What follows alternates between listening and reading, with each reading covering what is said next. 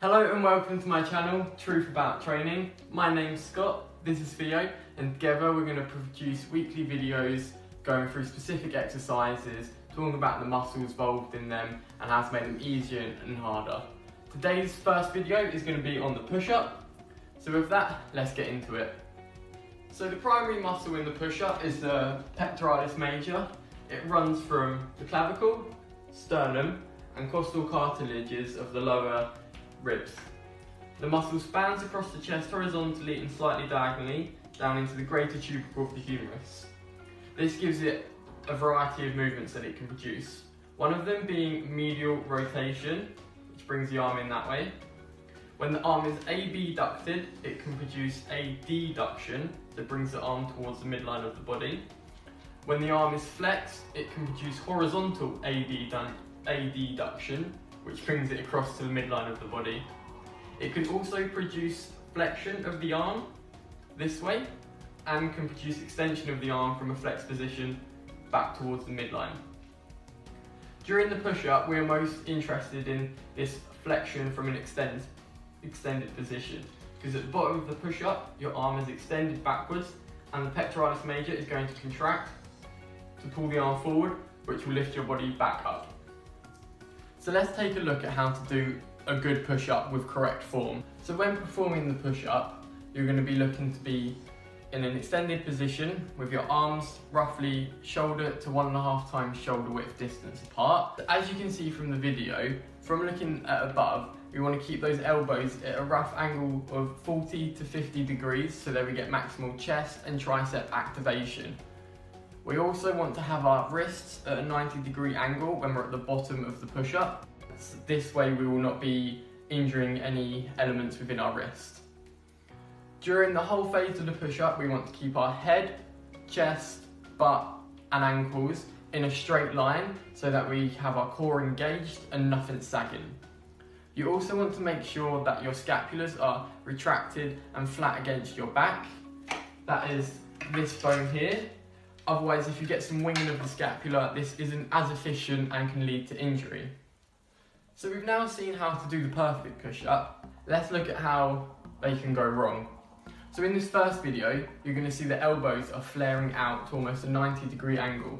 This is going to cause an impingement in the shoulder joint here, because as the arm comes up, there's a lot of tendons and fibres running underneath here that are going to get pinched.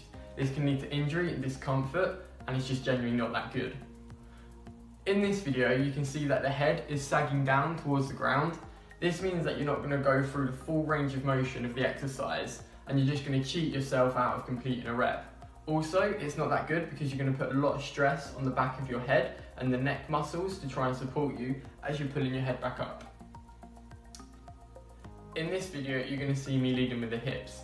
Now this just isn't working the chest at all, and you're not going to complete a full rep. To fix this, you want to try and engage your glutes a bit more and keep your core tensed so that you're a nice rigid structure and you go down as one and come back up as one. So now that we can see how to perform the perfect push-up, I understand that not everyone's going to be able to due to different physical fitness levels. So now we're going to talk through some regressions that make them a little bit easier so that you can build up your strength and endurance so that you can complete a full one. The first regression is going to be a wall stand push-up. This is the easiest form because it doesn't really go against gravity, so you can control it a bit easier and you're not using your full body weight. Again, the same do's and don'ts apply here. Once you feel comfortable performing this exercise for as many reps and sets as you feel, you can move on to a slightly harder progression. This is where you lower your body slightly so that you're performing a push-up against, say, a kitchen countertop or a chair. This makes it harder because you're going to be using more of your own body weight against gravity, so you're going to be working at a harder effort. Depending on your ability, you can make as many or as little progressions through these as you feel comfortable, but at the end of the day, we don't want you getting injured, so you go at your own pace, and whatever you can achieve, that is great. Now we're going to look at some progressions. Once you can perform push-ups easy and comfortably, we're going to look to keep pushing ourselves so that we don't get stagnant. One form of progression to make it difficult is by raising the feet, and this is going to make your workload a lot harder as you've got further to travel during the set and it's going to place more effort onto your core. Overall, the key points are: make sure you're not elbow flaring. Keep those scapulars retracted and against the back of your rib cage. We want a 90-degree angle at your wrist at the bottom of the push-up, and we want to keep a nice tight core so that our body is in a rigid line and we don't sag anywhere. Progressions are self-paced and you go at your own rate of what you feel comfortable. Alright guys, that's the end of the video. I hope you found it beneficial and you picked up some new key points.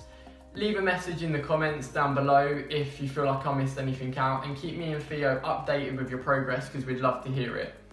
In the meantime, check out my Instagram page where we post weekly videos of exercises and daily discussions so that we can get current literature out there so that we can prove your training through science. Make sure to leave a big thumbs up and subscribe down below so that you can keep up to date and share some love in this community. Until next time, see you later.